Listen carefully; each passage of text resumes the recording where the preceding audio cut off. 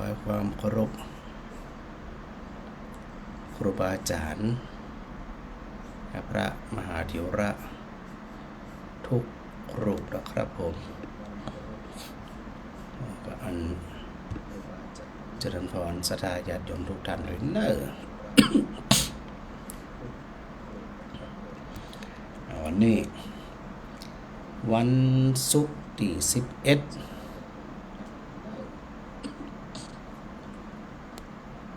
กรกฎาคม2568นะเป็นอันนั้นหู้กันละนะว่าวันนี้พระอาจารย์ได้มาจัดรายการสดหลังจากไปทำวัดสวดมนต์มาวันนี้นะที่ในวิหารวันนี้บ่ได้อันถ่ายทอดทาง Facebook สักกำโดยปกติจะทำวัดเย็นประมาณ1 ทุ่มเดี๋ยววันต่อไปเนาะสถานเนาะท่านใดอยากจะรวมอันสวดมนต์ทำวัดกับพระอาจารย์ตลอดพรรษานะช่วงระยะเวลา1 ทุ่มนี่ก็สามารถที่จะอันทำวัดพร้อมพระอาจารย์ใดในวันต่อไปนี่นะฮัลโหลฮัลโหลได้ยินวะนี่ฮะฮัลโหลเจ้าครูฮะแสดงเดียวเป็นท่านพระครูแล้วเอานั่นมาครูอันนี้แค่สมองสัญญาณจะบ่ค่อยดีไหมฮะสัญญาณโทรศัพท์บ่ค่อยอันชัดไหมมันก็ขาดหายเหรอได้ยินพระอาจารย์ก่อนได้ยินไกลก็ได้กันเสียงของอันไม่แก้วขาดหายเพิ่นเป็นค่ะแม่โทรมาใหม่แล้วแม่เพราะว่าเสียงมันขาดไหมเสียงมันขาดเราลองโทรมาใหม่กำเราเสียงมันขาดเจ้าโทรใหม่เนอะเสียงมันคลื่นบางทีคลื่นโทรศัพท์บางช่วงบางจังหวะก็มีปัญหาเหมือนกันนะเนาะทิศดับตะคืนเนี่ยศรัทธาวัดตาเดือก็มาสวดมนต์กันหลายนะจังหวะนี้นะโอ้เต็มวิหารแพทเลยตะคืนนี่นะตื่นอกตื่นใจฮะได้ยินก่อนเจ้าได้ยินสิเจ้าโอ้เนาะอันตะกี้โทรศัพท์แม่แก้วอันสัญญาณมันขาดแต่นี่นะโทรมาละตึ๊ดๆๆๆหั่นน่ะเจ้าเข้าวาสาละอธิษฐานจิตจะได้พ่องโอ้ยินสุขอธิษฐานจิตขอให้อยู่ดีมีสุขเนาะเป็นพระญาติอาปาสนะจำทำจิตแกล้วกล้าอาหารฮึกเหิมเด้อเจ้าสาธุเจ้าลองเลยสาธุนะตักทายกันเนาะเจ้าสาธุเจ้าแม่แก้วได้ยินก่อนได้ยินเนาะโอเคตอนนี้ชัดกว่าตะกี้ได้ยินแล้วเจ้าได้ยินละตะกี้บ่ได้สัญญาณมันขาดจะได้ก็เป็นพระครูเราจะได้ก็ว่าอยากวันได้เป็นพระครูเพิ่นเอานั่นมาถามมันนี่มาถามคนเขาอีกแค่สมองคนเฒ่าล่ะแม่นอันสมองผู้สูงอายุผู้เฒ่าผู้แก่เปิ้นจะได้ฝึกได้คิดได้หยังอีกอ่ะ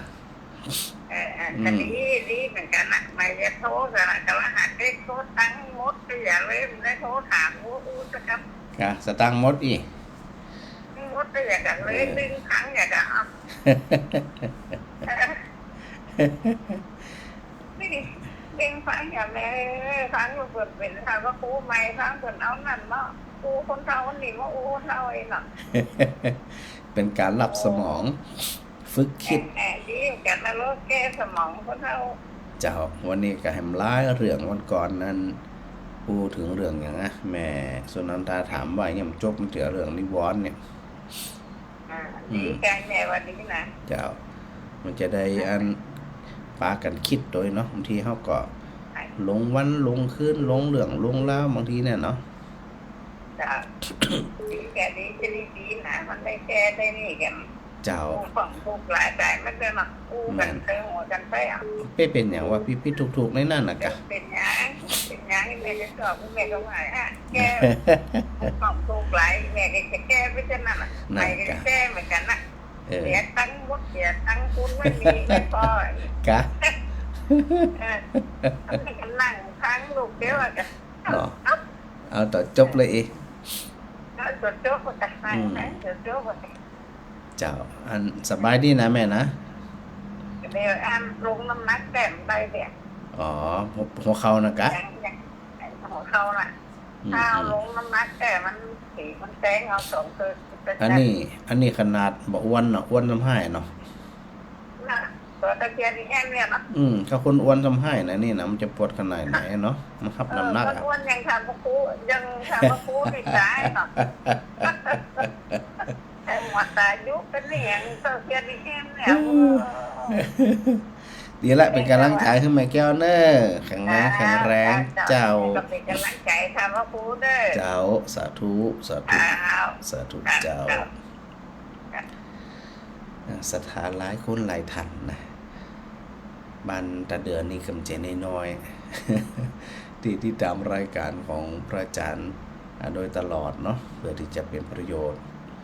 ฟังแล้วอย่างน้อยก็เป็นเปิ่นเป็นป้องเจ้าแม่มะลิฮัลโหลเคยได้ยินหรอเสียงหายแม่มะลิมันได้ยินอันนี้เปิดลำโพงแล้วนะเนี่ยมันได้ยินนะแม่โทรใหม่ดีกว่าลองโทรใหม่จะบันได้ยินเป็นเหมือนของแม่แก้วตะกี้น่ะของแม่แก้วมันเป็นยังขาดหายพ่องของแม่มาลีนี่บันได้ยินเลยเจ้าแม่น้อย เจ้าไปสวดมนต์มาแล้วเดี๋ยว ของแม่น้อยยังดังดีหรอวะ ดังชัดเจนจัดดีพระอาจารย์ ก็ตะกี้อันแม่แก้วกับแม่มาลีบ่ค่อยชัด มีอย่างกลซักอย่างเลยเจ้า ชัดเจนใส่เจ้าอี ชั นะ ดเจนใส่เจียวเลยวันเข้าพรรษานี่มันนั้นชัดเจนเนาะพระอาจารย์เนาะ เจ้าหายไปหลายวัน สุขใจมาก สุขใจมาก แม่เจ้าแม่ไปมาเดี๋ยวนี้มันเดี๋ยวเป็นหลอกคนครูเจ้าแท้แล้วอ่ะ ตอนนี้กะ เจ้า สถานหลายว่ะ ฮกโดนแต่ว่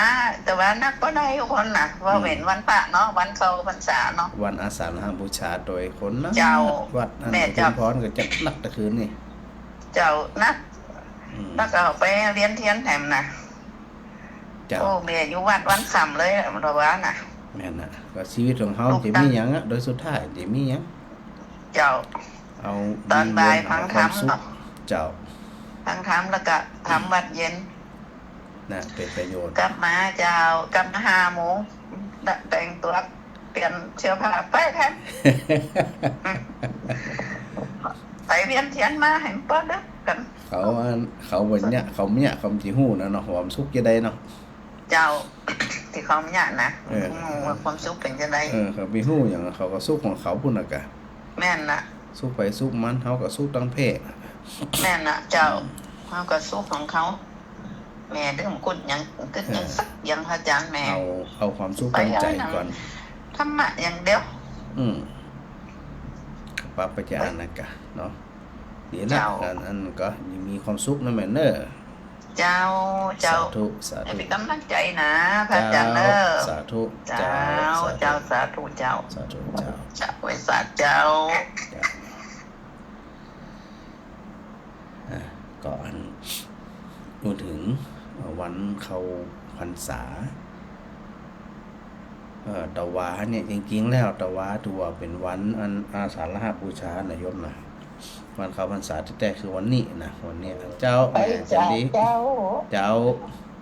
หายไปจัดหลายวันหายใจไปจัดหลายวันทุกเจ้าก็ไปตามภาระหน้าที่ของทุกเจ้าโอ้พระอาจารย์แม่มีความสุขขนาดเลยดีมากไม่เป็นอันถวายเตียนได้เก่าวัดโอ้ที่ไหนพ่อแถวนั้นน่ะกะตำบ้านเขามันเนี่ยกะวัดมันหัวไปมันร้องเสียจังปุ้ยหยังป่าบัดน้าร้องฝ่องพัดทำป่าฮีฝ่องก็เนี่ยเป็นประโยชน์เยอะสุขใจเป็นประเพณีประเพณีที่เขาทำไปแล้วเนี่ยมันมีแต่ความเจริญเนี่ยเรามีความสุขเนี่ยจึงได้บุญเนาะเจ้าอย่างน้อยที่สุดก็คือสร้างความสามัคคีของคนในสังคมโอ้ไปเตะหมู่หลายหมู่นักเรียนคุณเท่าเดียวกันเนี่ยหมู่เอามาต่อฝุ่นป่าไปเจ้าตักตวงบุญต่างคนต่างตกตวงบุญนั่นแหละเนาะเจ้าดีละจะได้กับบุญรักษาเนอะเจ้าสาธุเจ้าสาธุเจ้า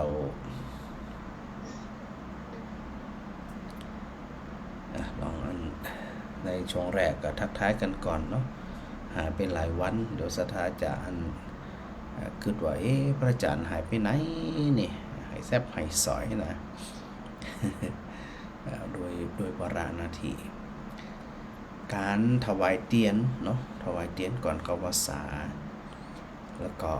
ถวายผ้าอาบน้ำฝน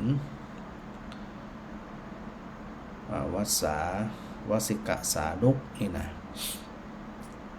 เวลาถวายโดยปกติเป็นจะถวายก่อนเข้าพรรษาไม่ถึงผ้าอาบน้ำฝนนะส่วนถวายเตียนเนี่ยถวายก่อนก็ได้เข้าพรรษาแล้วก็ได้อย่างวัดอุทุมพรเนี่ยวันที่16ต่างโรงพยาบาลมะเร็งก็จะเข้ามาถวายเตียนเข้ามาทำบุญเหมือนกันอันนี้มันเป็นปัญหาเพราะว่าอยู่ในช่วงของการเข้าพรรษาอยู่นะแต่ถ้าหากว่าเป็นผ้าอาบน้ำฝนเนี่ยก็จะต้องถวายก่อนเข้าพรรษาคือถวายเซตตั้งแต่ถวายนะถ้าถวายวันนี้ไปช่วงเข้าพรรษาไปเนี่ยเพิ่นว่าว่าถวายอันผ้าจำนำพรรษาอีนะดังนั้นก็ไปจัดอุตกี้เนาะศรัทธาหลายคนหลายท่านต่างบ้านตาเดือเองก็ดีตั้งบ้านไกลเคียงก็ดีนะตั้งต้นยางตั้งพิจัยตั้งต้นตองวันซ้ายนะแถบนี่ต้นมือนี่นะล้วนแล้วแต่อันติดตามรายการของพระอาจารย์มาโดยตลอดแล้วก็หลายคนที่เพิ่งมาฟังพระอาจารย์อยู่เนาะก็ถือโอกาสตรงนี้เนี่ยได้ทักทายปราศัยกันศรัทธาบนห้องว่าสร้างฉันทะสร้างความปรารถนาว่าเนี่ยจะ2 ทุ่มแล้วจะเปิดวิทยุเนี่ยจะหมุนคลื่น106.5 เมกะเฮิรตซ์สถานีวิทยุของวิทยุสงนครลำปาง ใจสถานเนี่ยอันก็ตั้งมั่นอยู่อย่าต้องฟังนะได้เวลาต้องเปิดนะเพราะว่าตัวจันทะมาเพราะตัวจันทะมาเนี่ยมันมีอย่างมาขวางกันได้ใจมันถึงนอกอยู่หั่นน่ะนะคืออันยังก็ตามที่เขาทำโดยตัวจันทะเนี่ยมันจะพุ่งตรงไปสู่วิริยะคือการกระทำแน่ๆสถาก็มุ่งตรงภาคเพียรพยายามฟังเพราะว่าการสนทนาธรรมกันเนี่ยมันเป็นเรื่องดีเสริมสร้างความเข้าใจหรือหลายคนเคยฟังมาพอสมควรละ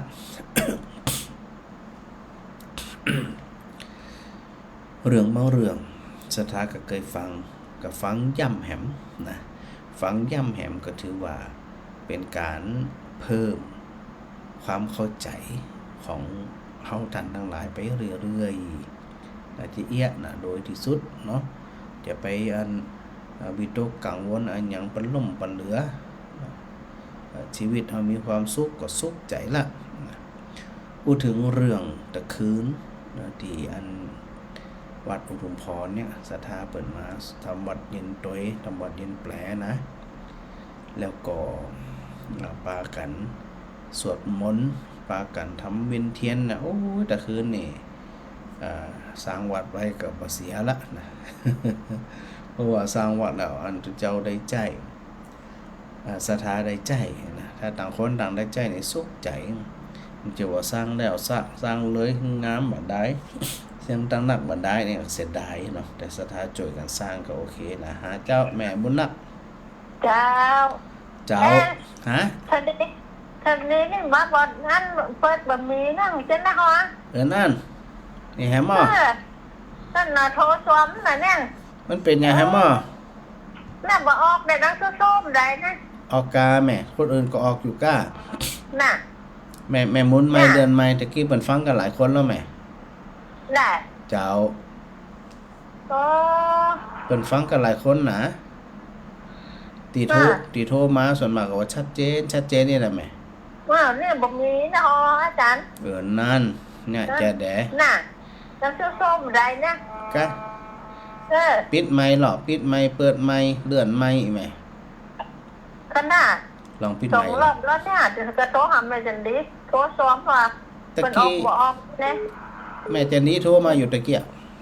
กะ เจ้า อ๋อ ชัดเจนได้อยู่นะ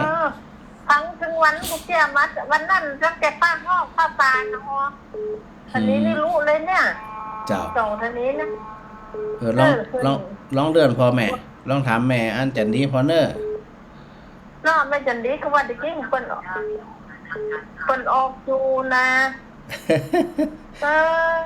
เดี๋ยวลองโทรถามแม่จันดีกำเนอแม่เนอ เจ้าเจ้า สาธุเด้อ สาธุเจ้า คือกำลังใจ เจ้า แต่มันจะไรเนี่ยฮะ อันไผฟังวิทยุแล้วชัดเจนโทรเข้ามากำหนึ่งแจ้งผลการรับฟังกำแม่มารีนั่งก็ การนมัสการเจ้าท่านพระครู วิทยุดังก็ วิทยุดังกับเจ้าท่านเจนจันนี้เจ้า ก็แม่บุญนักนาแจ๋บ่ล่ะบัดได้ยิน อ๋อชัดเจนแต่นี้เจ้าวิทยุเจ้า นั่นเด้อแสดงว่าทานอ่อนนึงจะได้สักอย่างนึงล่ะก็เอาเพราะว่ามันอากาศมันบ่ค่อยดีวันนี้น่ะมันบ่แดดมันค่ำนะมัน เขา เปิง ไป นะ นะเจ้มันเลยครึ้ม มันเปิงนะเข้าภาษาฝนตกห้ำนี่นะ นั่นน่ะเสมอสมัยตะก้อนโยมแม่กางจองไปเจ้าเดินไปวัด แม่น่ะมันถึงเปิงขนาดน่ะเข้าภาษาฝนตกนี่ มาให้ภาษาการจองฝนตกซิ้วๆนั่นน่ะ เจ้าสถากลับมาทำบุญกันหลายมาสวดมนต์มาหยังมาร่วมกิจกรรมกันนะเจ้า เห็นโยมแม่หันในไลน์กลุ่มหน้าอันอย่างก็อนุโมทนาบุญกับศรัทธาตาเดือดตะเนื้อเนาะ สวดเพราะเลยแต่คืนนี่นะสถานี่นะ แต่มันหลับอิ่มบุญประตูกับอันศรัทธาบันตาเดือดเลยอ่ะ แต่วิทยุแต่คืนนี่อันกดไหนก็ได้อ่ะมันบัดเด้งสักอันอ่ะมันเชื่อมสัญญาณไปที่อยู่บ่ได้ นักกรแต่บัดนี้เป็นเพลงมันหูไปเหียแล้วก็เงียบไปเลยเจ้าพระครูเจ้า โอ้พระอาจารย์พยายามได้เนินแต่คืนน่ะมาถึงได้ โอ้บ่ได้ฟังอันเทพแต่น่าจะได้ฟังนะตึ้งได้ฟังก็มันมีปัญหาจะได้หมู่เดี๋ยวก่อยอันมันอูกันในทีมงานอยู่เจ้าว่ามันมีปัญหาจะได้เนาะ ก็แม่ไม่เลือกจะถามกันพ่อครูแล้วกันเดี๋ยวก็อู้เรื่องในสถาต่อเจ้า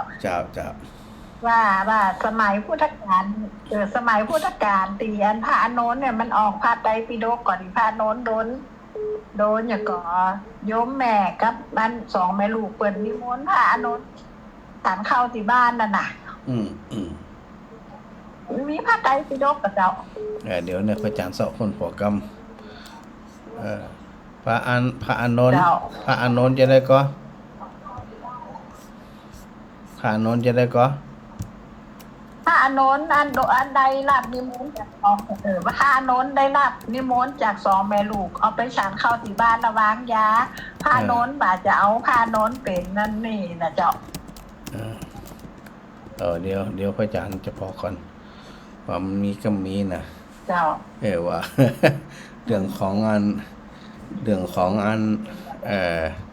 การวางยานี่นะมันจริงมีแต่บัดเดียวนี่นะ เจ้าสมัยพุทธกาลก็มีแล้วนะเจ้าได้ยินเพราะว่าพุทธกาลพระพุทธกาลพระอานนท์เป็นคนโดนนี่แหละโดนเพราะว่าอัน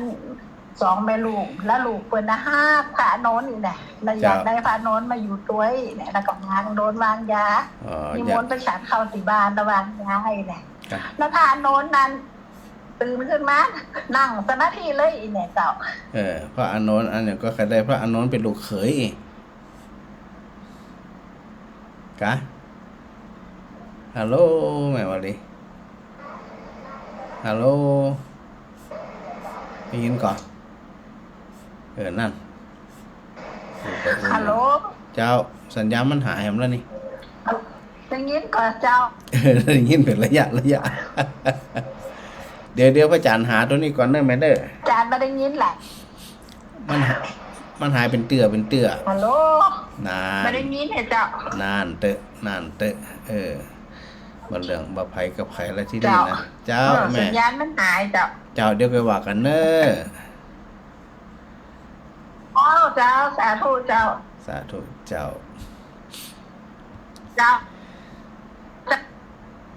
สัญญาณ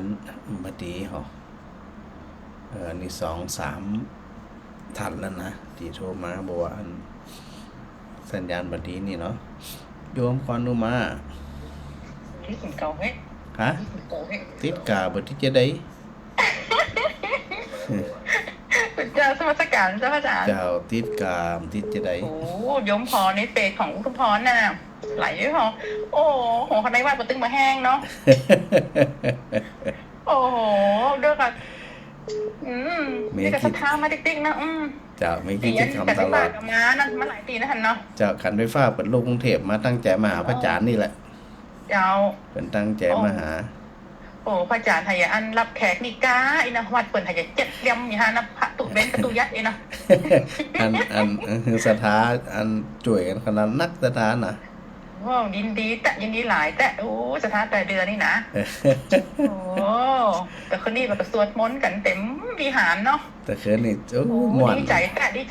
แต่ที่พระอาจารย์ว่าสร้างวัดมาบัดเสียเวลาแต่เลยแม่นกะแล้วก็ได้พระอาจารย์ที่เป็นพระอาจารย์สอนมหาลัยแห่งกัมมาเป็นพระอาจารย์เป็นเจ้าอาวาสที่วัดแถมผู้ได้ความรู้จัดหนักเลยเขาเป็นสอนศรัทธาเป็นสวดนะเป็นสวดเก่งแล้วก็เป็นพร้อมเพียงกันเนาะอันถ้าประเทศไทยเขาเป็นจะกูวัดกูว้านะพระอาจารย์เนาะศาสนาพูดเท่านี้มันต้องกลัวบาเซียมบาหายหรอกเจ้าหลายวัดเป็นกระทำอยู่แต่ห้องมู่เปิดมาได้เจ้าแม่น่ะเป็นกระทำเจ้ามาจะว่าชมกันเฉพาะสุขุมทรเนาะแล้วถึงว่าถ้าผมจะทูไม่ว่ามันคุ้มใจนะพระอาจารย์มันมีความภาคภูมิใจเนาะถึงจะเป็นวันเดียวกับอาจารย์ที่มันมีคนแน่นขนาดเนาะแต่มันมีความศรัทธามีอย่างบางคนเขาแบบมีความศรัทธาในศาสนาเขาแล้วก็เป็นพร้อมเพียงกันสามัคคีกันตรงนี้ไงดีใจนะมีความรู้สึกว่าเขามีความรู้สึกว่าใจของเขาอ่ะมันมีหันยังแล้วมันจุ่มใจนะว่าแต่มันจื่นใจเนาะได้อันได้เห็นได้ยินก็จื่นใจละยมพอปั๊มเดี๋ยวเราเปิดเขาศรัทธาเปิดโอ้ดีใจแทนพระอาจารย์ตัวมีกำลังใจจัดหนักเลยเป็นยมเป็นกำลังใจพระอาจารย์พระอาจารย์ก็พยายามมันที่จะเอาเสียงตัวเองน้อยลงจะได้ยินเสียงศรัทธาลำโพงพระอาจารย์โอ้ไม้แบบใครได้ยินชัดนะแต่คืนน่ะบางศิลนะเจ้าบางศิลที่พระอาจารย์สวดนะที่พระอาจารย์บ่ค่อยได้ยินก็คือพระอาจารย์ต้องการฟังเสียงศรัทธาเจ้าแหละโชว์เสียงศรัทธามาโชว์เสียงตัวเก่าเฮียก็โทษใช่เวลาพระอาจารย์อธิบายเวลาพระอาจารย์อธิบายเวลาอธิบายนี่ปกตินะบ่ได้ลดเสียงเราคือตูเบนกับตูยัดฟังพอหรอกเวลาเทพจ้ะมันจะมีเสียงให้เราไข่ดังเสียงมาไข่ชัดไงหมายถึงเทพเหรอหมายถึงเวลาเขาพอย้อนพอย้อนพระอาจารย์ถ้าเป็นแต่กอนนั่นน่ะตีอันถ้าเป็นเทพเนี่ยพระอาจารย์บ่ได้เร่งลำโพงพอดีอันน้องนัดเป็นแนะนำให้พระอาจารย์พึงบ่ดีในเมื่อไหนได้เจ้าติมันชัดเจนน่ะก่อนหน้านั้นเสียงบ่เต็มอยู่แล้ววันไหนเนี่ยวันที่จะได้ยมโทรหาลูกยัดนี่ยัดบอกเบอร์ไหนไม้มันเพศมันบอกทั้งพระอาจารย์สมชาติเสร็จแล้วมันอย่างเป็นเพลงแล้วก็บรรเลงเสร็จแล้วก็หายไปเลยยมโกล่อเนาะพระอาจารย์เปิดบอกเข้าแต่ว่าหรือว่ามีปัญหาหรือเปล่าว่าหรือว่าไปมาเปิดรับว่าโทรหาตุยัดเป็นว่า เบอร์ไหนมาพอดีเพจเอาอยู่ที่เพจอุปพรห้านอีกเนาะยมปีก็เลยโทรเข้าไปกันยมปีโทรเข้าไปเนาะยมก็เลยอู้เปิดน้อยๆเปิดเฮียนไม่ได้โทรแหละท่านล่ะเจ้าวันนั้นพระอาจารย์ก็พยายามเปิดอันนั้นอยู่มันบ่ได้มันบ่ดังเป็นเพราะอย่างนี้เป็นเพราะอะไรพระอาจารย์ถ้าบัดสถานีก็คงจะเป็นเพราะอันตัวโปรแกรมมาจากก็รอฟังให้คุณเตียมันก็จะมาแล้วอีกนะถ้ามันเลทไปอีกแค่มันจะได้ไหวอีกกันเนาะก็เลยโทรหาก็ธรรมดาต้องทำใจเอาเดี๋ยวทำใจนั่นเนาะพระอาจารย์ยังพระอาจารย์ว่าเนาะก็เลยรอฟังอย่างอื่นเนี่ยก็เลยรอไปอย่างอื่นเนี่ยจะไปอันจะไหลไปหาซ้อยังแม่ก็ผัดทิ้งกำลังแบบว่าใครจะไหลอยู่ขอโทษไปว่าใครเนอะได้ยินเสมอนะว่าใครว่าสง่าพระอาจารย์ยาวละสาธุค่ะอันแม่ยุ่นภาษากวางจีนพยายามโทรมาแต่ว่าอันช่วงจังหวะมันบัดได้เนาะถือโอกาสแม่ขจรมาก่อนแม่ขจรเจ้าพยายามโทรมาแต่ว่าช่วงจังหวะมันบัดได้ครับถือโอกาสบ่ได้ยินพระอาจารย์นี่เจ้าไอ้อยู่นี่ไอ้เนี่ยหยังมื้อเดี๋ยวนี้เนี่ยกระแจโอ้มันต้องมาหาจะได้บ่ฮู้ไอ้มันใจม่วนนะไอ้เนี่ยหยังมื้อเดี๋ยวนี้ดอกคันคอยุ่บยุ่บยับเงียบ5 ปีปลายนะหยังก็ไอ้น่ะก็5 ปีปลายก็เด็บเนี่ยปอกะ5 ปีปลายก็ปอกะปี6ก็ต้องเอามันน่ะกะน่ะทั้งที่แม่หลานตายมาแล้วก็อันมันต้องมาหายปีที่6นี่มีแล้วเน้อคือมันหายได้เน้อใช่ป่ะกะอาจารย์เป่าก็ด้วยจริงเป่าพวกอีเนาะได้กะต้องหาโอกาสดูแลเนาะก็บ่เคยเป็นคนเตี้ยนะการเป็นอย่างรักษาสุขภาพรักษาโดยเบื้องต้นมันมีไผพอไผได้มันต้องพอตัวเองเป็นอันดับแรกตนเป็นที่พึ่งแห่งตนนี่นะก็ดีละแต่ชัดเจนดีมาก่อนเจ้าถ้าจริงจะดีเจ้าดีละเดี๋ยวหายไอก่อนไปกินน้ำก่อนเด้อเจ้า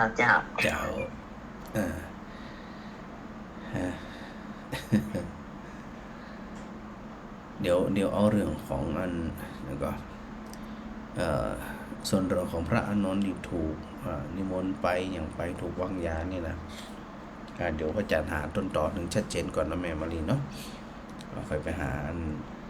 ที่มาที่ไปชัดเจนก่อนการวางยาเนี่ยจริงๆแล้วมันมีทุกสมัยทุกยุคทุกสมัยพุทธกาลก็มีนะมีกันเช่นพ่อหมอชีวโกมารพัฒน์เนี่ยแล้วก็เป็นผ่าตัดสมองคือพอกะ ถ้ามันใจยาสลบมันจะทนไหวอยู่แล้ว เปิดกระโหลกเนี่ยมันต้องมียาสลบยาอย่างนี้นะแต่ว่าถ้าเอามาใจในทางที่ผิดเนาะก็เป็นการมอมยาอย่างต่างๆนี่นะซึ่งอันตามข่าวเรื่องราวต่างๆเนาะที่เราได้หันได้อย่างต่างๆนั่นเฮาในฐานะที่เป็นชาวพุทธต้องถามตัวเองว่ามีความหวงแหนพระพุทธศาสนาแค่ไหนเราจะต้องมีใจนักแน่นมั่นคงว่าเราจะดูแลพระศาสนาจะได้ความเป็นดุจเจ้าเนี่ยระวังตัวค่อนข้างยากนะวัดแต่ละวัดยิ่งอยู่ตนเดียวซ้ำให้นะเดี๋ยวมาขายของไผเป็นไผหัวมาเป็นการรถก็มีมาเดียวก็มีรถเครื่องก็มีปิกอัพก็มีถ้าบาระมัดระวังตัวเนี่ยอาจจะถูกมอมยาได้ง่ายๆได้ถูกแบล็กเมย์เอาง่ายๆเพราะคนมาเดี๋ยวนี้มันจะกลัวกรรมกลัวเวร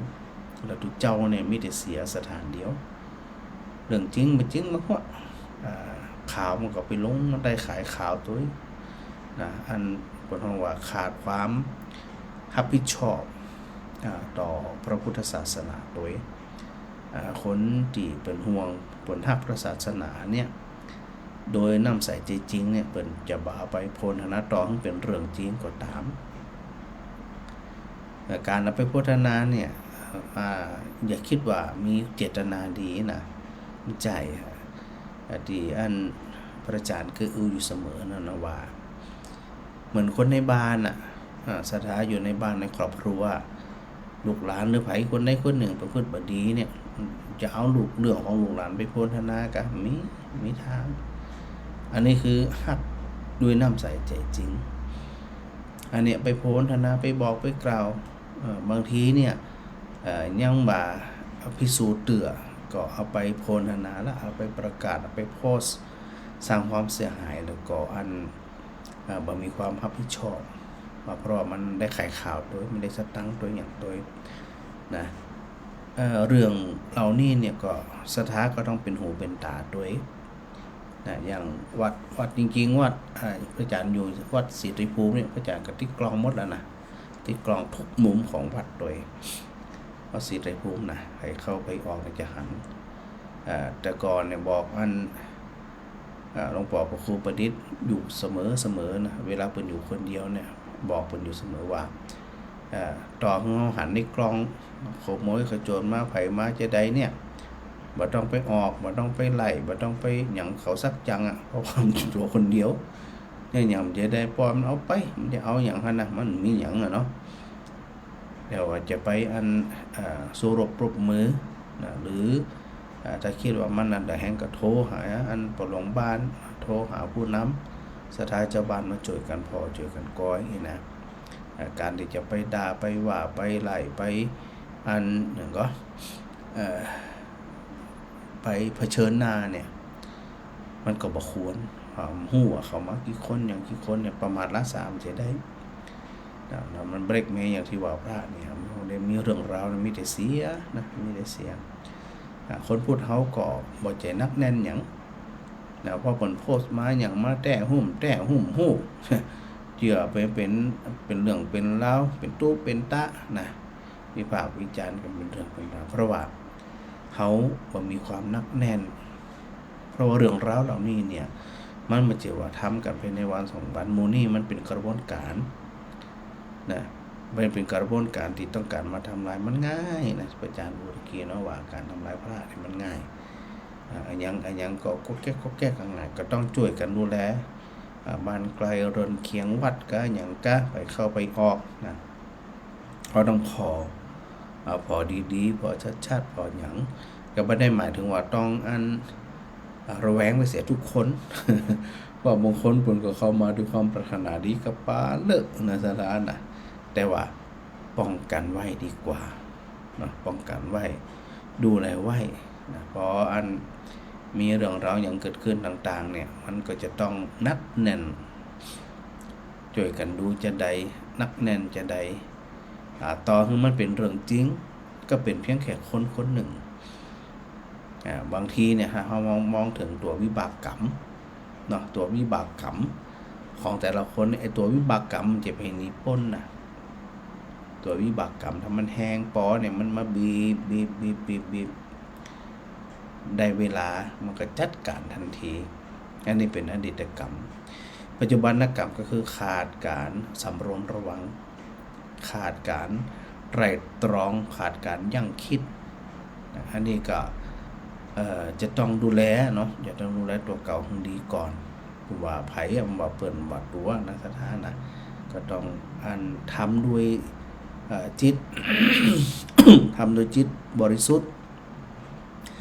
ทำโดยพระอาจารย์ถึงที่ว่าด้วยน้ำใสใจจริงน้ำใสใจจริงแล้วก็บางทีเนี่ย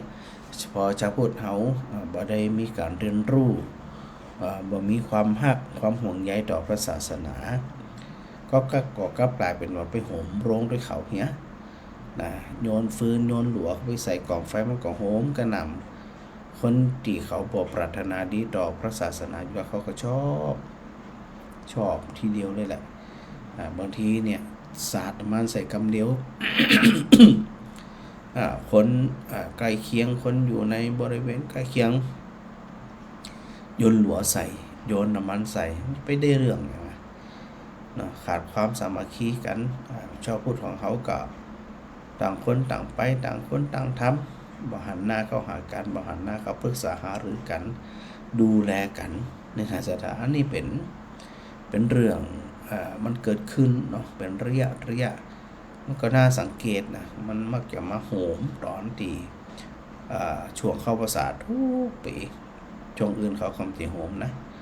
ผมเฉพาะช่วงเข้าพรรษาก็คงจะต้องการบั่นทอนศรัทธาชาวพุทธของเขาเนี่ยคือห่างไปจากพระศาสนาแต่จากการดูแล้วเช่นยกตัวอย่างนวัดอุดมพรเนี่ยดูเหมือนว่ายิ่งหนักกว่าเดิมนสถานนะเพราะว่าการที่แสวงหาบุญแสวงหากุศลแสวงหาคุณงามความดีนะมันเป็นปัจเจกะเป็นของเฉพาะคนความดีความบดีเป็นของเฉพาะคนไผบดีก็รับกรรมไปกรรมที่เขาทำไว้จะหนักจะน้อยกับฮู้จริงผ่องบ่จริงผ่องฮู้อันนั้นก็คือเป็นเรื่องของแต่ละคนที่เขาจะต้องไปพิสูจน์ทราบตัวเองว่าจะแค่ไหนก็ต้องเนี่ยจะได้มันก็จะต้องดูตัวเก่าเป็นหลักดูตัวเก่าเป็นหลักแล้วก็เป็นหูเป็นตาดูแลซึ่งกันและกันถ้าบาจะอ่านเนี่ยเขาก็ต่างคนต่างอยู่เนี่ยจะได้สถานต่างคนต่างอยู่ต่างคนต่างไปพอไปเพียงพร่ำขึ้นมาก็สัดสาดเขาใส่กันโหมโจมตีเขาใส่กันมันบ่ใจคนมีจิตสำนึกที่มีความห่วง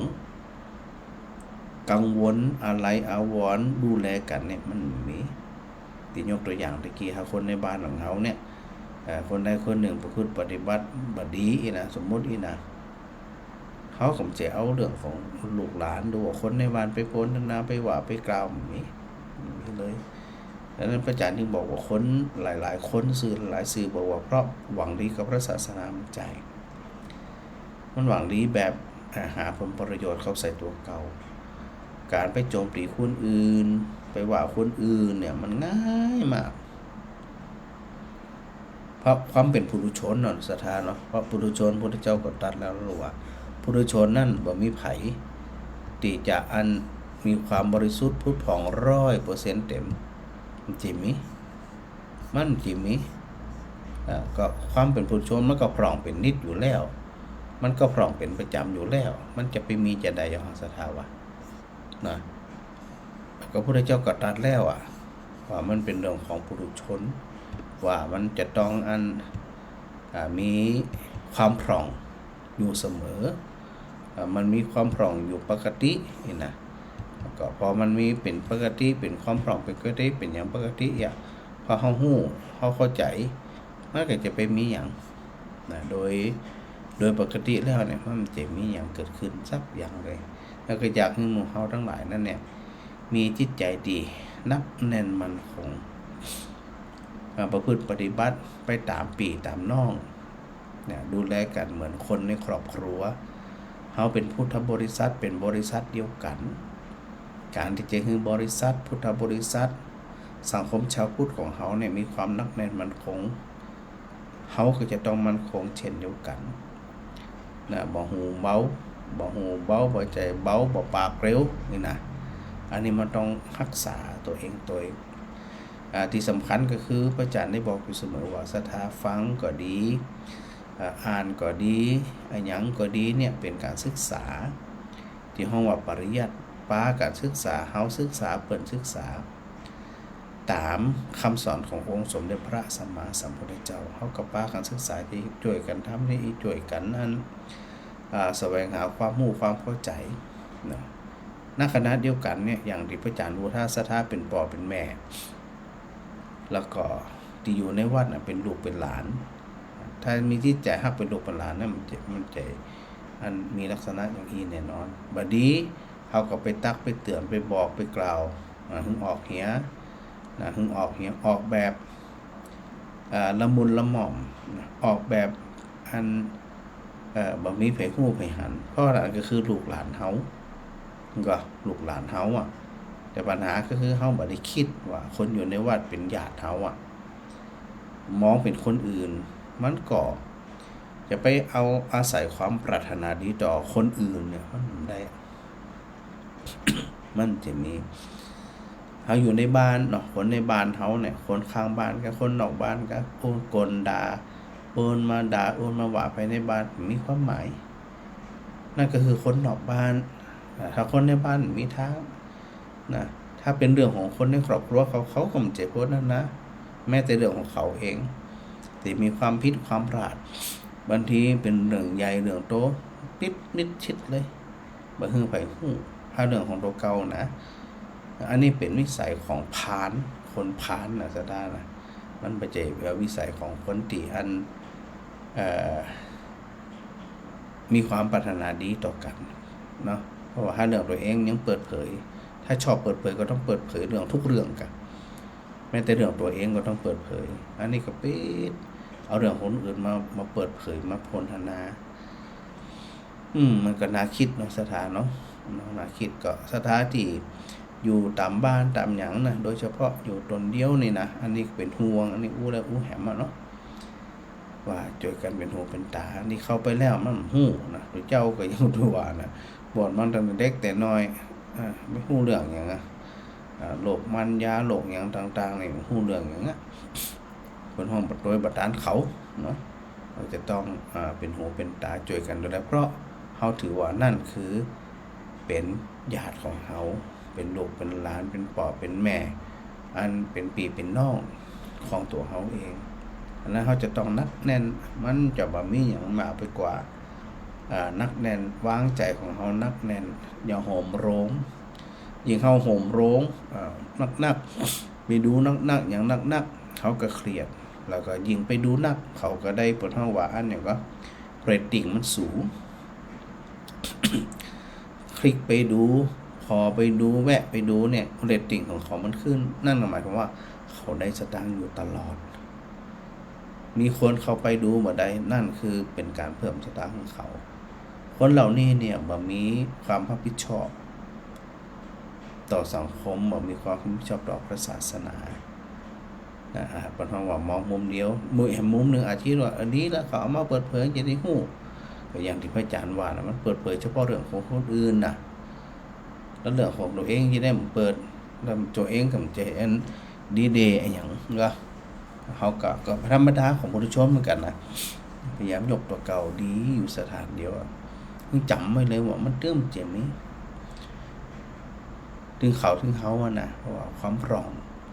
ของแต่ละคนอันใดมันจะหนักกว่ากันความดีหนักกว่าความบ่ดีความบ่ดีหนักกว่าความดีหรือว่าอันความดีก็บ่มีความชั่วก็บ่มี นี่แหละมันก็แล้วแต่ไปจากน้ำหนักของแต่ละคนแต่ว่าตัวเองยอมหู้ชัดที่สุดเลยยอมหู้ชัดที่สุดนะดังนั้นในช่วงของการเข้าพรรษาวันนี้ก็ถือว่าเป็นวันแรกเนาะเป็นเข้าพรรษาสถานก็จะต้องอันระลึกด้วยนะที่เจ้าได้อธิษฐานจิตเข้าพรรษา3 เดือนจากนี้ไปเนี่ยก็จะเข้าพรรษาจำพรรษาอยู่วัดใดวัดหนึ่งตลอด3 เดือนนักสถานนะในตลอด3 เดือนเนี่ยก็ถือโอกาสพระสงฆ์องค์เน้นอยู่ประจำเนาะสถานเนาะพออยู่ประจำเขาก็ถือโอกาสได้ฟังธรรมตัวพออันเขามีโอกาสได้ฟังธรรมเขาก็ถือโอกาสได้หาบทว่าหาโอกาสที่สร้างสมอย่างสร้างสมความมันสร้างสมโอกาสอีกนะในเมื่อเรามีโอกาสเพราะว่าอันนี้ช่วง3 เดือนเนี่ยทุกเจ้าพระสงฆ์องค์ลงเน้นจริงๆมันเป็นเรื่องของทุกเจ้าตัวอันนะสถานนะแต่บางเราก็รวมไปถึงเน้นด้วยเนาะถ้าบ่มีเหตุจำเป็น5 ประการเพิ่นก็จะบ่เดินทางแต่ถ้ามีเหตุจำเป็นใน5 ประการนี้ก็สามารถเดินทางไปรอนแรมที่อื่นได้แต่ต้องบ่เกิน7 วันบนห้องว่าสัตตาหกรณียะมีธุระป้าปังกะหยังกะนี่นะไปเพื่อที่จะอันปฐมพยาบาลไปดูแลไปรักษาผู้ที่เป็นพ่อเป็นแม่เป็นครูบาอาจารย์เป็นเพื่อนสหธรรมิกก็คือพระสงฆ์องค์เน้นที่วัดอื่นๆมันไกลเนาะมันมีไผดูแลเดินทางไปรอนแรมคืนไปนอนก็เปิ่นไปดูแลเปิ่นก็ได้แต่ต้องมาเกิน7 วันปิกมาปิ้งนารับอรุณคืน 1ไปแหมก็ได้ อยู่แห่ง7 วันปิกมาไปแห่งเที่ยนะเพราะว่าพระพุทธเจ้าได้ทรงบัญญัติในการถึงเข้าพรรษาเพราะอย่างเพราะว่ามีการฟ้องเพิ่นฮ้องว่าฟ้องพระพุทธเจ้าว่าทุเจ้าจะได้บ่พักบ่ผ่อนไปประกาศพระศาสนาสุดปีสุดแรงอาจจะไปย่ำเข้ากล้าเข้านาที่สถาเพิ่นปลูกไว้เดินก็อยู่หาน้ำพักผ่อนกำแล้วนี่นะอันนี้พุทธเจ้าถือว่าเป็นการอนุเคราะห์ อนุเคราะห์ศรัทธาตัวที่มองเห็นว่าพระเนี่ยเดินทางแล้วในช่วงหน้าฝนนี่ก็มดนกหนูปูปีกมดอย่างต่างๆก็บนห้องสะสมอาหารเนาะนักอาจจะเป็นยำไปหยังอีต่างๆนี่แหละก็ชาวบ้านก็เลยหันมาบ่เหมาะบ่ควรก็ย่างเหี่ยวสมบ่อีเนี่ยพระเจ้าก็ทรงบัญญัตินะไม่ใช่ว่าอันพอทรงบัญญัติแล้วพระพุทธเจ้าก็มองเห็นความจำเป็นว่าการที่จะเดินทางไปโรงแรมที่อื่นนั่นเนี่ยบางทีมีความจำเป็นอย่างข้อแรกก็คือป่อกะแม่กะครูบาอาจารย์พระอุปัชฌาย์กะหรือแม้กระทั่งเปื่อนพระด้วยกันนะเดินทางไปดูแลกันเนี่ยไปเลยแต่ต้องมาเกิน7 วันนะหรือมีเปื่อนดูเจ้าด้วยกันเนี่ยนะอยากจะซื้อกลางพรรษานี่นะเดินทางไปที่จะไปปลอบไปให้กำลังใจไปประโลมไปอย่างต่างๆเนี่ยไปได้เหมือนกันไปนอนโรงแรมไปนอนร้อนแรมได้เหมือนกันแต่ก็ต้องมาเกิน7 วันเหมือนกันนะไปเพื่อระงับยับยั้งนะเพื่อเป็นซึกขาลาเพศและนอกจากนั้นในกรณีที่อันวัดอื่นๆเนาะต่างอำเภอก็ต่างจังหวัดก็มันไกลนะ ไปมาก็ลำบากสามารถที่จะไปช่วยซ่อมแซมปฏิสังขรณ์วัดนั้นๆได้ที่หน้าฝนเนี่ยหน้าฝนตกน้ำท่วมฝนหัวหลังคาก็อย่างใกล้นะพระสงฆ์องค์นี้ก็สามารถที่จะเดินทางไปรอนแรมได้ต้องมาเกิน7 วันและนอกจากนั้นนะที่อันพระสงฆ์จะไปได้ก็คืออย่างคือศรัทธาญาติโยมทั้งหลายมีได้นิมนต์เช่นจะทำบุญบานกามีงานมงคลกาหรือว่ามีงานเป็นงานตายไปสงเคราะห์ศรัทธาเวลาศรัทธานิมนต์ก็ต้องการกำลังใจกาต้องการอันคำสอนกาอย่างกาเดินทางไปได้เช่นเดียวกันหรือว่าไปธุระอื่นอันเป็นบทบาทหน้าที่ที่จะต้องไปอันนี้พระพุทธเจ้าก็ตรัสบอกไปได้นะว่ามันจะว่าไปมันได้ไปได้แต่ต้องไม่เกิน7 วันนะศรัทธานะอันนี้พระพุทธเจ้าก็เปิดดังไว้ดังนั้นเนี่ยพอมองถึงที่แล้วกลับมาดูที่ศรัทธาว่าทุเจ้าอธิษฐานพรรษาแล้วศรัทธาจะอธิษฐานอย่างวัดอุทุมพรเนี่ยพระอาจารย์มีกิจกรรมมีโครงการ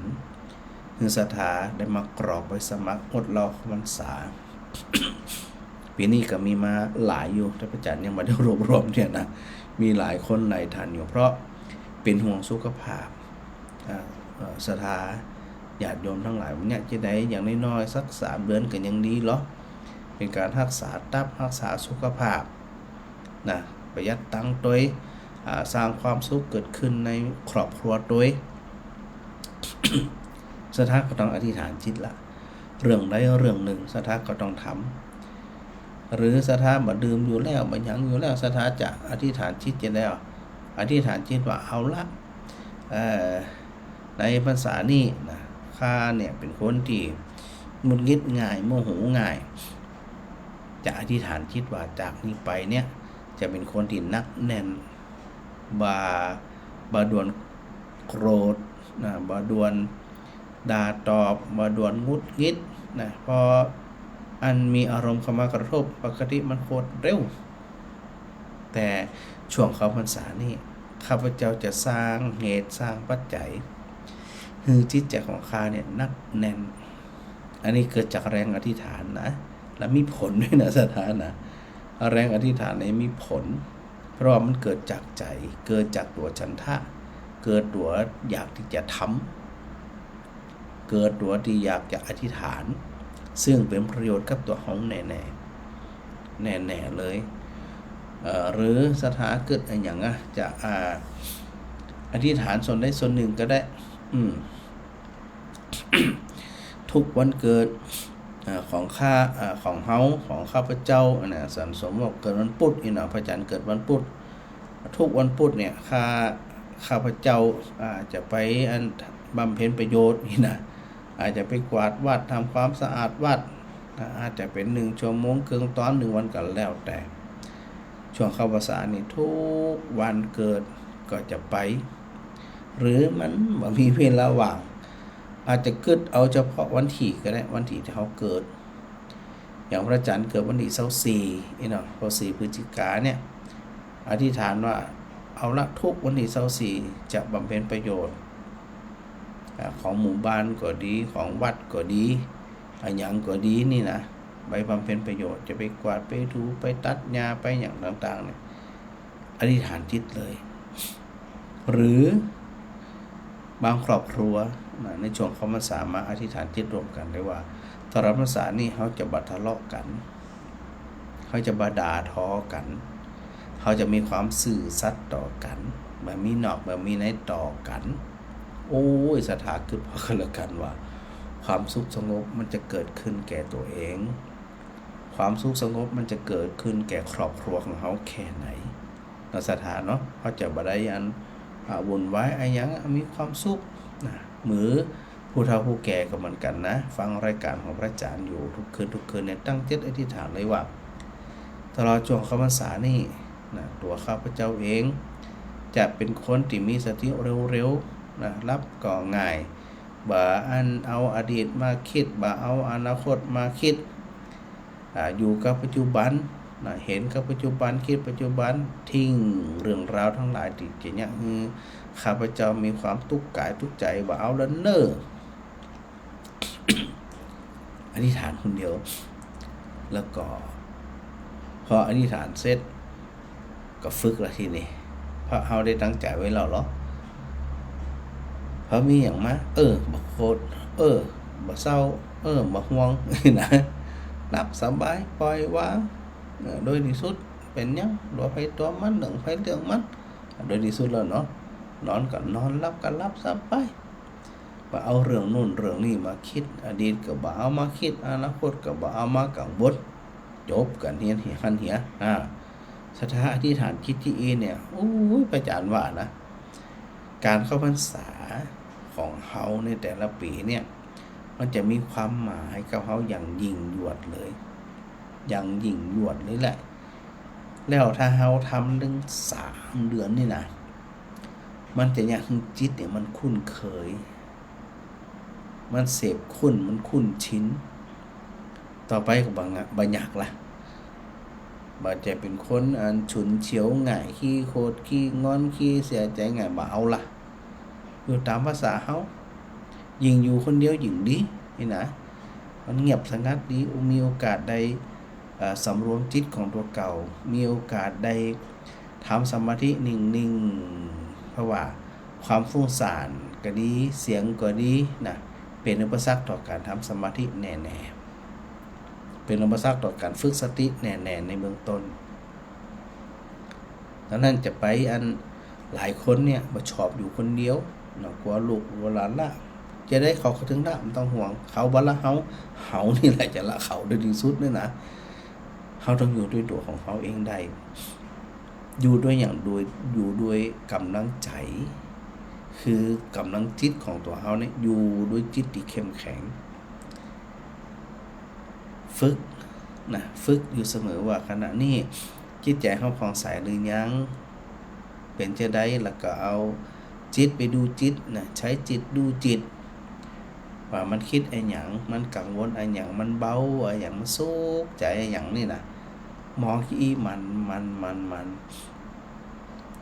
พอเฮาทำได้1 พรรษา3 เดือนรับรองได้เลยว่าใจเฮาเนี่ยจะคุ้นชินกับอารมณ์ของความสงบเยือกเย็นนัตถิสันติปรังสุขขังไม่มีความสุขอื่นใดยิ่งกว่าความสงบโอ้โหสถาบ่ฝึกตอนที่มันบ่มีไผมาวุ่นวายเนี่ย เราจะสถาจะฝึกตอนใดต้องหาจังหวะที่นะสถานะหาจังหวะหาโอกาสนะในการที่จะทำทิศของตัวเองเป็นที่พึ่งของตัวเองเขามันจะบาสามารถหาอย่างที่อื่นคนอื่นสิ่งอื่นเป็นที่พึ่งเขาสักอย่างเลยเจมี่ฝึกด้วยตัวเก่าซุกด้วยตัวเก่าวางด้วยตัวเก่านั่นแหละถึงว่าการฟังธรรมของสถาญาติโยมในวันนี้จะมีความหมายว่าสถาเนาะก็อันเป็นกำลังใจนะสถาญาติโยมติดไว้ก่อนของแม่มาลีก็ดีของแม่สุนดาก็ดีเฮาที่อู้กันแหมเหมือนอยู่แล้วก็ประเด็นธรรมใดๆที่จะพึงมีนะสถานะจะพิมพ์ไว้ในอันส่วนของข้อความก็ได้หรือว่าจะพิมพ์ไว้ในส่วนของอันไลฟ์ก็ได้นะหรือ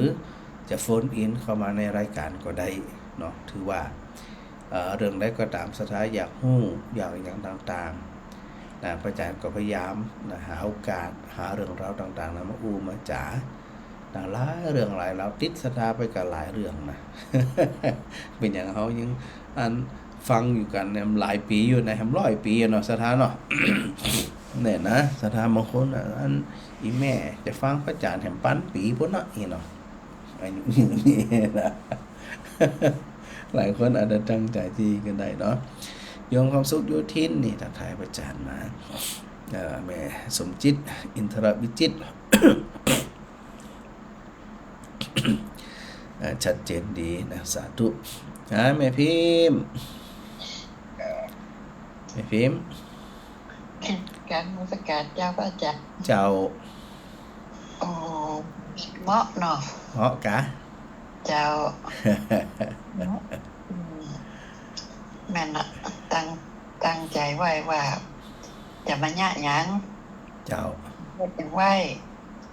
แต่พระอาจารย์นี่สบายใจได้นะพระอาจารย์เนาะมันเรื่องของเปิ้นก็เป็นเรื่องของเปิ้นที่เปิ้นจะจัดการไปเนาะถูกต้องเจ้าเว้ากับเรื่องเอาก็ฟังเฮากับฟังไปแล้วก็ไม่เรื่องจะอู้พระอาจารย์นี่ยังเจ้าวันนั้นไปคนกลางบ้านน่ะเปิ้นไปมีอคติกับวัดเอานี่กับเป็นคนปากเหลวเนาะเอาว่าแล้วก็ตัวตอมไปวัดตัวช่างตัวเจ้าไอ้น่ะชอบว่าตัวเจ้าเนี่ยว่าตัวเจ้าตัวมาแต่เนี่ยว่าตัวเจ้าไปเสียเหลียง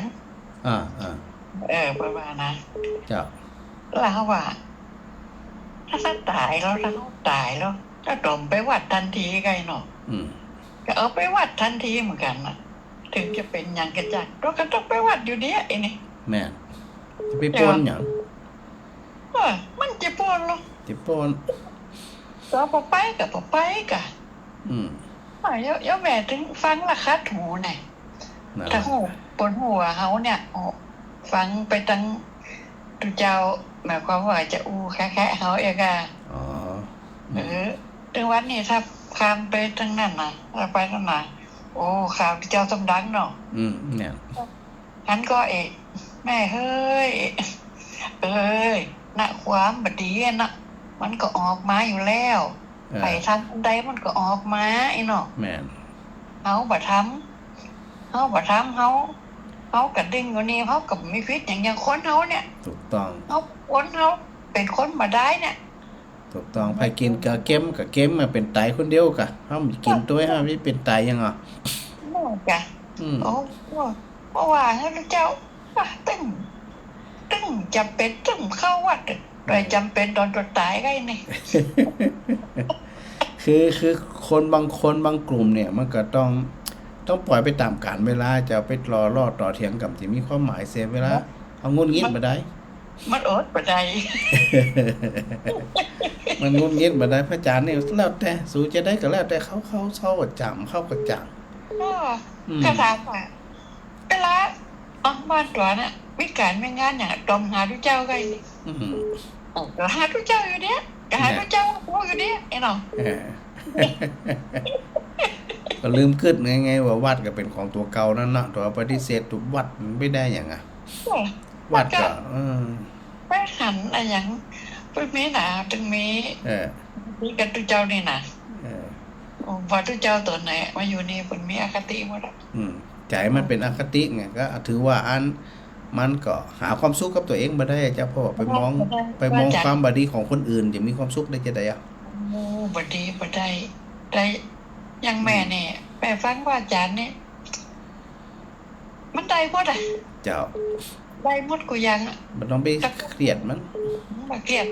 ไม่ใช่งั้นนี่พอข้าวกับพ่อนะเจ้าพอได้แต่พอแล้วก็ขวางถูกต้อง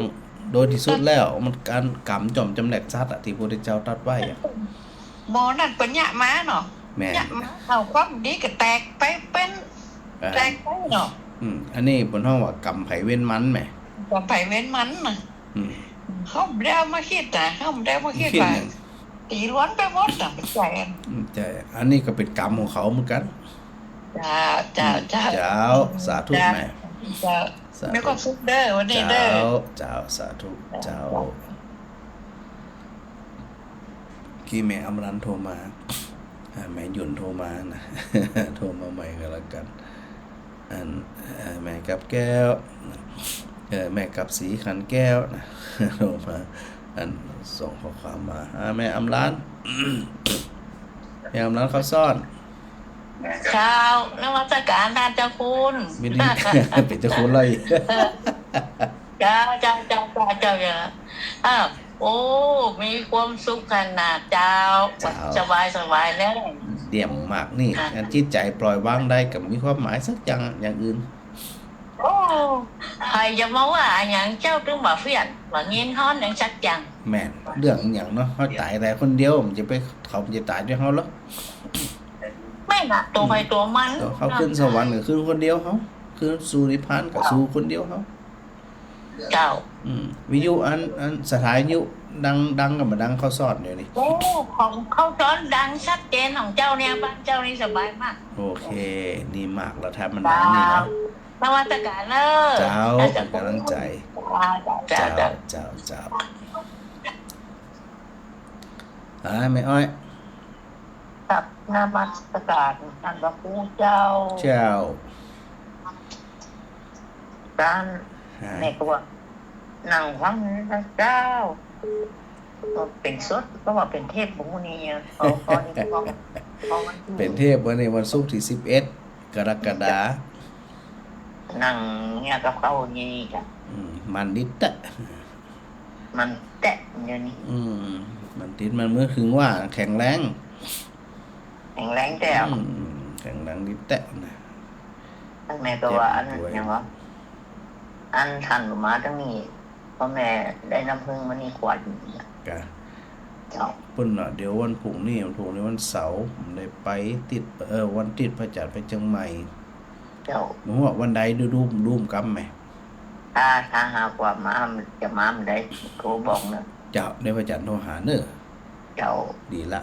รักษาสุขภาพนะเจ้ารักษาสุขภาพกันนาหรอกสาธุเจ้านมัสการเจ้าสถาวังจินมันโทเด็ดเนอะจังหวะมันได้แม่จุติการรอดพยานนะยอมสมเด็จข้าพษาไม่ได้ไปสวดมนต์กับอาจารย์มนเชิดมีประมาณ20 กว่าคนโอเคเหรอแต่คืนวัดอุรุมพรนี่เป็น30-40มันนะก้าแม่ยุ่นเจ้ามือแปบยังมือแปบยังตัวหา3 เตือนนะเจ้า3 เตือนกะเจ้า3 เตือนบัดได้น้อยเดียวนะก้าว่าอันจะไหว้หาที่อันเข้าก็สารนะเจ้าไหว้สาวเลยไหว้สาวกะอยู่ที่ใจทั้งนั้นน่ะส่วนตัวเจ้าอันตบเป็นระยะเหมือนกันนะเจ้ากับปันที่ต่อมากับตกเจ้าดีกับมันเปิ้งดีกันฝนตกกับเข้าสาเนี่ยต่อมาจะว่าฝนตกเจ้าไปตั้งหน้าเข้าของเจ้าสถากันหลายตามหน้าเข้าตัวว่ากันหลายมาทำบุญกันนะเจ้าก็ดีละสวัสดีเจ้า เจ้าจิตเป็นบุญเป็นกุศลเนาะแม่เนาะเจ้าได้ยินว่าโคถ้าจะได้เจ้าแต่ก่อนนี่พอเนี่ยก็พอหนังวันนี้ว่าพอตั้งแต่ต้องฟังข้อโคนะเจ้าเดี๋ยวนี้ไม่เคยพอเหมือนไม่เคยพอทีวีละเดี๋ยวนี้นะมาฟังพระอาจารย์หมดละเจ้าดีละภาษาเจ้าภาษาสงครามนั่นมายุ่นเนอะเจ้าสาธุเจ้าฮะแม่สิกุดกับไว้สา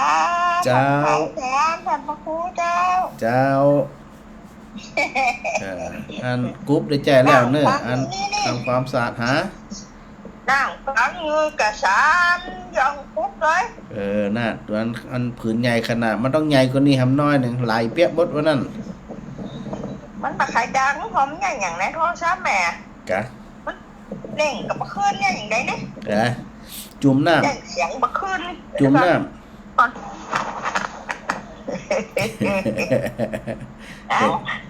ดังหรอ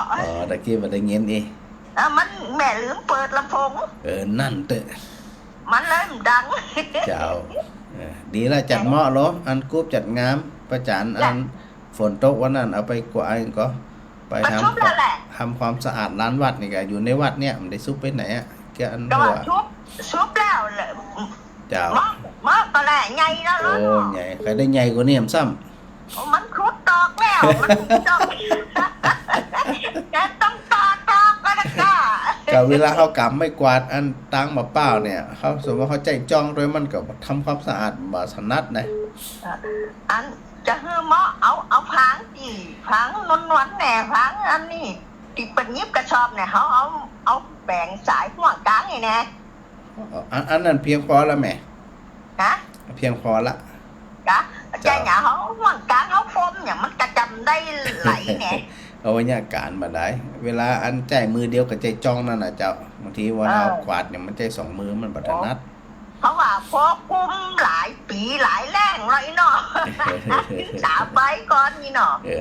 น่ะก็อันโอเคงามใครหันก็ชมงามเจ้าบอกเขาคนนั้นใช้ได้แต่โทษบอกคุณแม่สิคุณแน่เนอะได้เดี๋ยวพ่อจันจะบอกเขาแน่แม่เนอะเจ้ากำลังใจเจ้าฟังอยู่เนี่ยแกกับได้โทษนะเจ้ามันเป็นอย่างเอาสะดวกกว่าเนอะเดี๋ยวมันกับตันหน่อยเดี๋ยวจานยองนี่เขาช่วยจะได้หรอเจ้าสาธุนะแม่เจ้าสาธุเจ้าแม่กาบแก้วนะแม่กาบแก้วสีอินแก้วนมัสการรับชมอยู่ปีบัวคำพิชัยวงศ์แม่สมจิตบอกว่าอันฉากหลังงามขนาดนี่นะปอยังหยุดมานีวันแม่โบตองอินสุวรรณนี่วันได้หายไปนี่ถ้วยอันก็ทวงหาเลยนะหายไปไหนโยมเป็นศรีสุธากับสาธุนะที่ตามรับฟังอยู่ชัดเจนในสาธุเทรนเนอร์โยมต้อยนะเดี๋ยว17-18จะเข้ากรุงเทพอยู่แต่ว่าบ่ได้เข้าไปที่วัดหลวงเนาะมีงานอยู่นะอันแม่สมจิตชัดเจนในแม่สุนันทาติดข้าวไว้ก่อนเน้อแม่อุไรวัฒน์สันติการนอนนมัสการพระอาจารย์มาแม่กิ่งแก้วนะสาธุเจ้าโยมกรอุมานะทักทายมาโยมตุ้ยนะสาธุเจ้านะบอกว่ารับฟังอันพระอาจารย์อย่างนี้ถูกต้องละนี่ไงอันสุวิริยาเนี่ยสาธุค่ะนะสาธุนะโยมสุวิริยาฟังพระอาจารย์ทักทายมาสาธุด้วยเนาะโยมอันแม่สมจิตพระอาจารย์สอนดีมากนะสาธุตัวเนอร์ตั้งอกตั้งใจแม่มาลีสาธุตัวเนอร์ทักทายพระอาจารย์มายอมแม่อาจารย์วงฉังเงินแม่พิสมัยศรีเทียบทำโรงนะที่ตามมาโดยตลอดนะแล้วก็แม่เทียมฝากคำปาแล้วนมัสการนะพระครูฟังอยู่เนอนะฟังแล้วเป็นประโยชน์น้องสถานเนาะเป็นประโยชน์ของมันเป็นประโยชน์โดยตลอดไปถึงเปิดถึงตัวเพราะว่า ได้โอกาสนะได้โอกาสที่เฮาได้ทำหน้าที่ในยามค่ำคืนมันแบบมีอะไรอย่างละที่จะเนี่ยคือเฮาทั้งหลายฟังแล้วมันสุขใจมันสงบใจนะต่อกับการฟังธรรมเพราะว่าพระธรรมคำสอนเนี่ยยิ่งฟังยิ่งสงบยิ่งฟังยิ่งนิ่งแต่ถ้าเป็นเรื่องอื่นเนี่ยยิ่งฟังยิ่งฟุ้งซ่านยิ่งฟังยิ่งจังยิ่งฟังยิ่งหลงยิ่งฟังยิ่งฮักยิ่งฟังยิ่งเครียดถ้าเป็นเรื่องของธรรมะนี่มันจะมีอย่างยิ่งฟังยิ่งสุขใจเบาใจเนาะสถานเนาะแม่สุขแก้วแม่สุขแก้วเจ้านมัสการเจ้าแม่ฟังอยู่เนอฟังอยู่กะอันแม่ฟังอัน Facebook จ้ะเจ้านั่นน่ะอันคลื่นวันนี้บ่ได้เชื่อมสัญญาณ904อ่ะ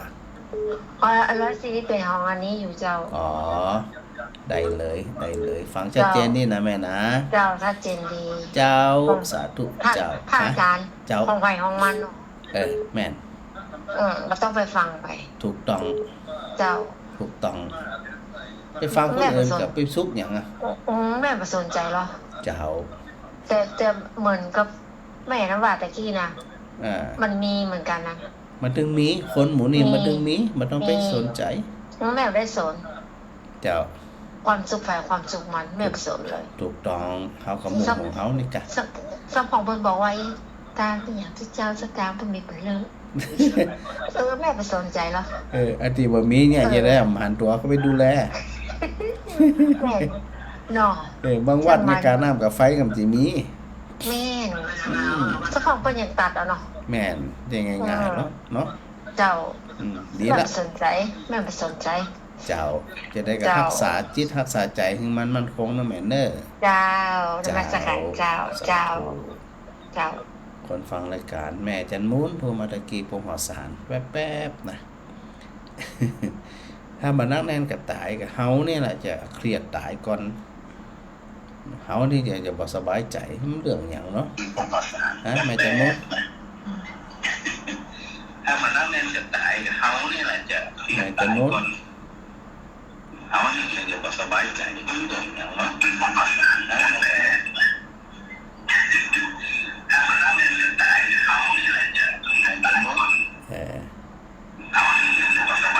แต่โน้นบัดเดี๋ยวปีที่อยู่แต่โน้นนานจะโทรมาใหม่เนยแม่ต้องปีพิยุตัวในคณะติโทรมานะคณะมันจะบ่าคู่กันจะบ่าเข้าใจกันเนาะโทรมาแล้วก็ปิดอยู่แล้วฟังพระอาจารย์จากโทรศัพท์นะมันจะได้ยินเสียงกันชัดๆเนาะว่ากันไปตามนั้นแหมกรรมแล้วแม่จำโน้นเจ้าไว้สาเจ้าพันอยู่นะฟังอยู่เนาะฟังทุกวันเจ้าฟังทุกวันสุขใจทุกวันเจ้าสัญญาณดีแล้วเนี่ยแต่คืนพยายามเต็มที่ละอันฟ้าสถาสวดมนต์น่ะมันเชื่อมบ่ได้แต่คืนนี่นะได้ยินชัดแล้วเนาะได้ยินชัดคืนรบกวนก็มันก็ต้องทำใจเจ้าเพราะว่ามันเรื่องหมู่นี้มันถึงมีหมดอ่ะมันจะถูกใจเฮากูยังไปมีหยังเนาะเจ้าคัดใจของในนั่นน่ะกะแต่เฮาจะเฮาบ่ไปคุ้นใจกับมันน่ะมันคัดใจแต่บ่คุ้นใจอ่ะเจ้าจังมันหยังส่งมาเป็นกำลังใจนะเจ้าสาธุแม่จันมูนสาธุเจ้าสถาปงสารละก็ถือโอกาสที่นะถือโอกาสได้ทักทายหลายเรื่องก็ติดไว้ก่อนแต่จะไปลืมนะ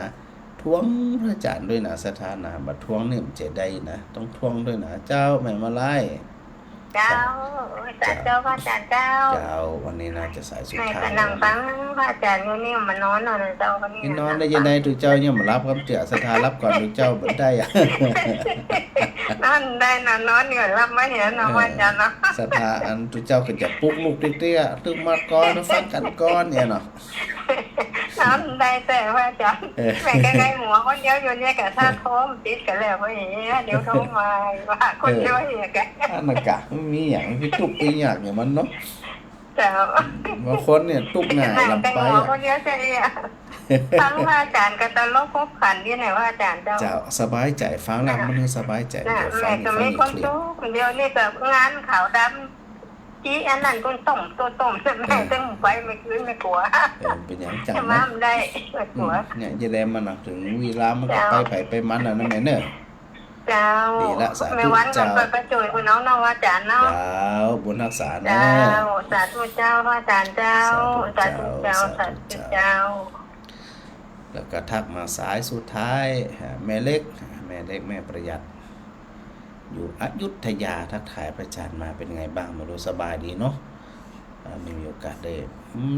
ด้เจอนะ เนื่องจากว่ามันภาระหน้าที่ของแต่ละคนก็ว่ากันไปแตกต่างกันไปก็ว่ากันไปนั้นก็ศรัทธาญาติโยมเนาะเดี๋ยวอาจจะได้วันต่อไปก็ถือโอกาสได้ได้จากกันก่อนหลายเรื่องศรัทธาใครฮู้เรื่องใดถามไว้อย่างแม่มาดีถามไว้แม่สุนันทาถามไว้ใครก็ได้นะตั้งประเด็นอย่างมา